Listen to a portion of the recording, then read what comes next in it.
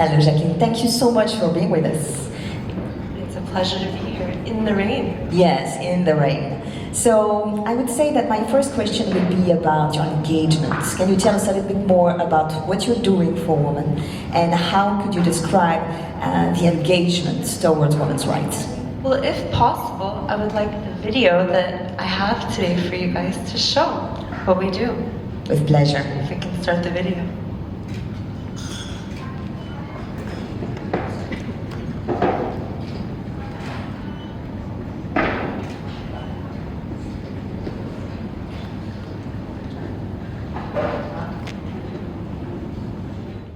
I've been to Sinjar Mountain. I've met the girls that have been kidnapped and raped by ISIS. And I'm telling you that we need to give them seeds of hope. The difficulty is that, of course, you're here in an atmosphere in which there's great fear of migrants, refugees, on a huge scale. These are young girls. Girls that can be our daughters, girls that can be our sisters. When you start to think of it like that, you're putting a face on the numbers. This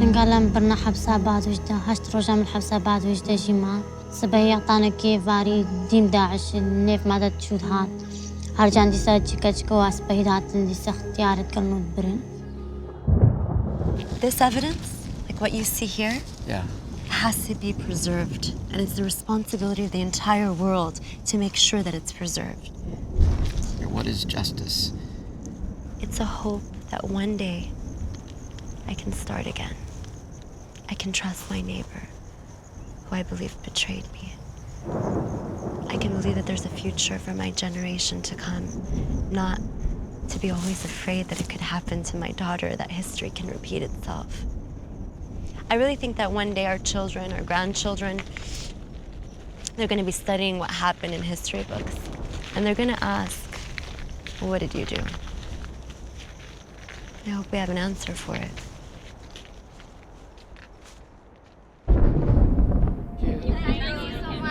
We love very, very, very much the course.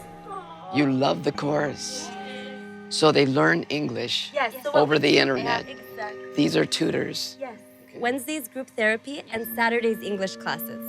The first program, I don't know speak and I don't know write, but now I know slowly. You speak, you write, and it's kind of a new beginning. Yes, step by step. Hi, Mrs. Line. How are you? Okay, you ready to sing? Yeah. I have a dream, a song to sing, to help me grow with energy. I have a dream, a song to sing, to help me grow with energy.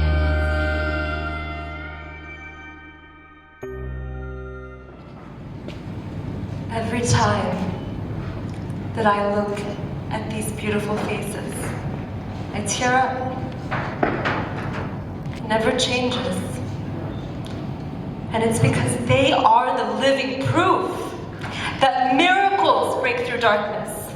These girls are the miracles. And no matter how dark the dark is, I will tell you that light always breaks through the darkness.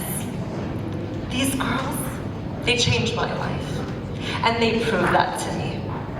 See, I was watching the news like everybody else, and I heard the stories of the girls and women and families who were invaded by ISIS, and in one moment, everything changed. They were in school, they left school, they were dancing, hanging out like teenage girls do, and in a second, ISIS came, invaded, took their lives.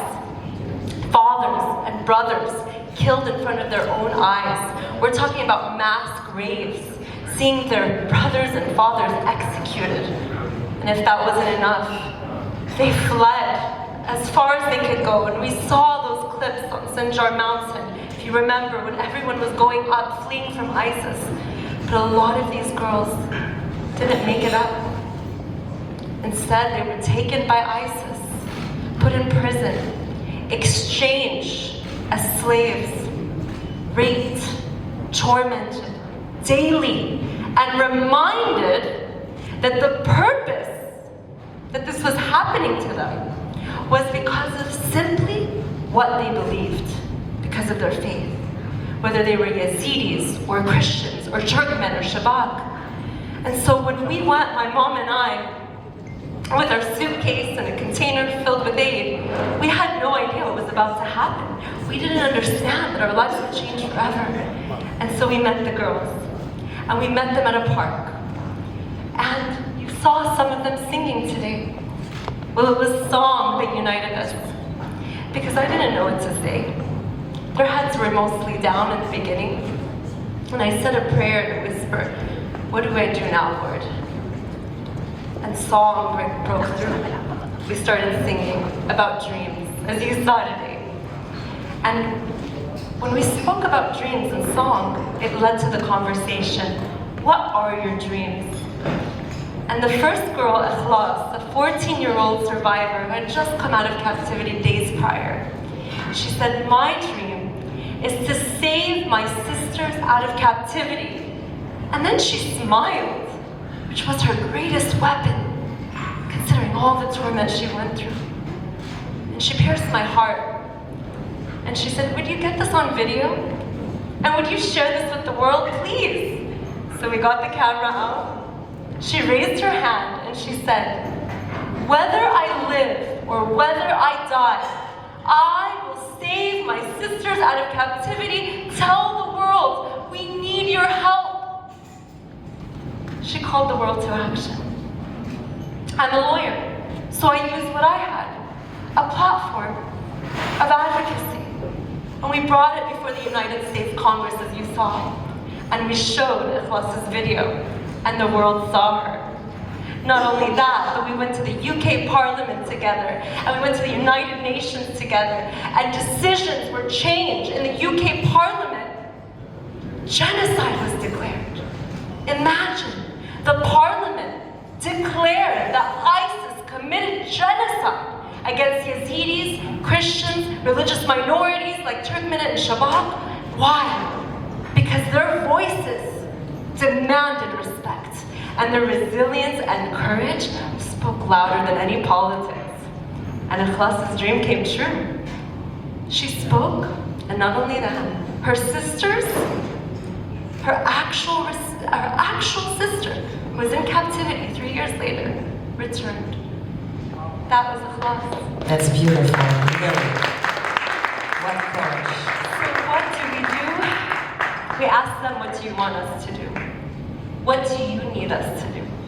And we found that when you listen to the survivors and you understand their needs, you can then, from that position of understanding and listening, understand what they need. And that is the holistic platform of justice. It's not just courts, which is, by the way, very, very important. But a lot of these young women and girls do not get their day in court. Justice might look very different for them. For some, it will just be, for them, everything to reintegrate in their community. One of those girls was a girl named Rita. I met Rita a little later. She was a Christian survivor who was in ISIS captivity for years. She had 4 perpetrators, crossed over. They exchanged her from Syria and Iraq, back and forth, back and forth, back and forth. By a miracle, she overcame and was able to leave through a rescue effort. But when she did, thinking she overcame one atrocity, she realized she had to face a whole nother one. And that was facing the stigma in her community. They were fully rejecting her because she had been raped. And that made her, so it was said, unworthy. Her and her other friends were actually put in house arrest by their own families, told not to speak. So for her, justice was being able to go with me to the United Nations and the UK Parliament and to bring religious leaders on the forefront of the issue of stigma. And these religious leaders started to stand to break stigma and to say, these young women are to be honored, respected, not only integrated, but they are the leaders of today, and we need to learn from their courage and example. And did it influence their family? Because from what I understand, you're a lawyer, international lawyer, but you're not only working with, I would say, the legal system, you're also working with the rebuilding, the resilience, helping self-confidence again. And working with Dr. Mukwege, Nobel Peace Prize in Congo, we have the same problem. When the girl is raped, she cannot come back to the family because she's rejected. So what you did when the spiritual leaders attested that those people were leaders, did it help them to come back to their family? Yes. So Dr. Dennis Mukwege actually was a signature on a declaration that we wrote called the Declaration of Humanity. Excellent. And it was very wonderful that he came on, because it wasn't just him, he was one example, but so many of these religious leaders who had such an influence in families and in the communities started to speak up, and their narrative changed. Because when they first came out of captivity, as I mentioned before, they were rejected. Families wanted to put them in house arrest. Nobody wanted to speak. Why? Because the religious leaders either were silent or they were telling the families to be quiet. Of course. But what happened was the narrative started to shift, so the families responded based on the religious leaders' affirmation. So I'll give you an example. Baba Sheikh, he was a major religious leader in the Yazidi faith.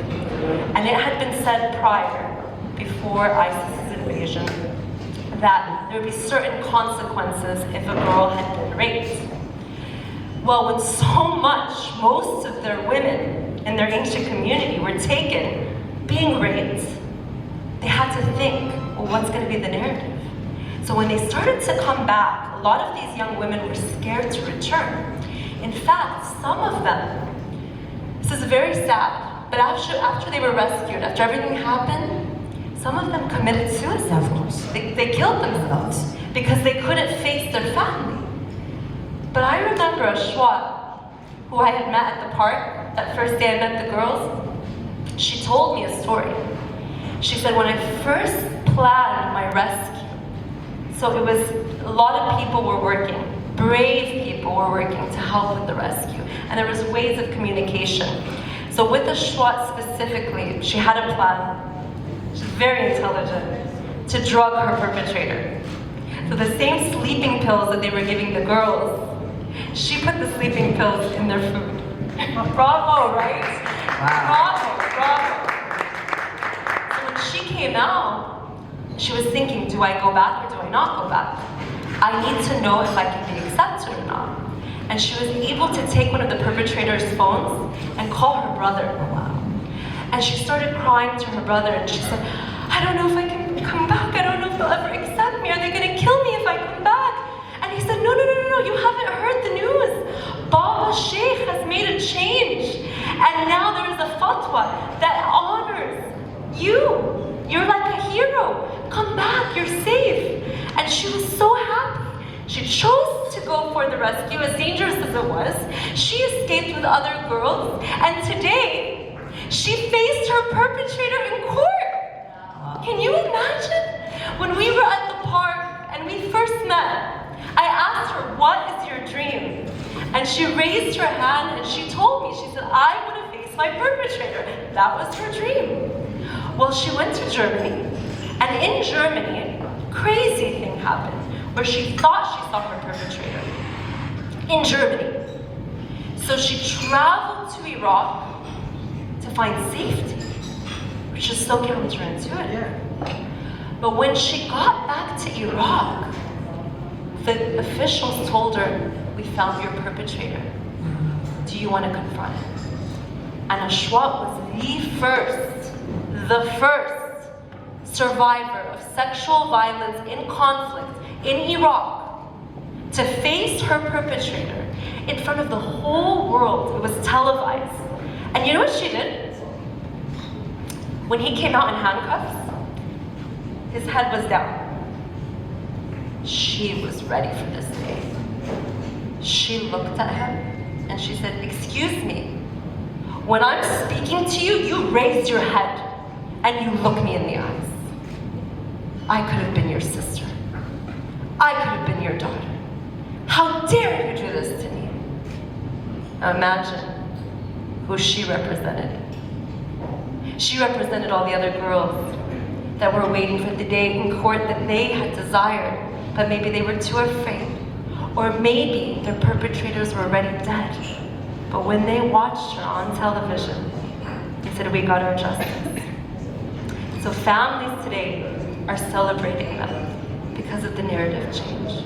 Yeah, well, we want to thank you so much for what you're doing. It's a privilege to have you, and you can stay listening at you for days because it's so great. Maybe, what is the message you would like us to hear from you for young generation, men and women together? What is your message today? You saw them dreaming. My challenge to you is we all have a responsibility to respond to calls of action in our world. For us, I use advocacy. What do you have to use? Because you have a responsibility. So for me, it was the survivors of sexual violence and conflict. Maybe for you, it's something else. I would say open your eyes, open your heart, and know that you can make such a difference for humanity.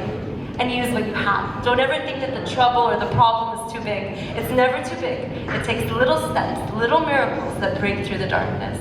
So thank you for this journey. Thank you for caring. The fact that you're here is a message in itself. So let's begin the journey together. Thank you. Thank you.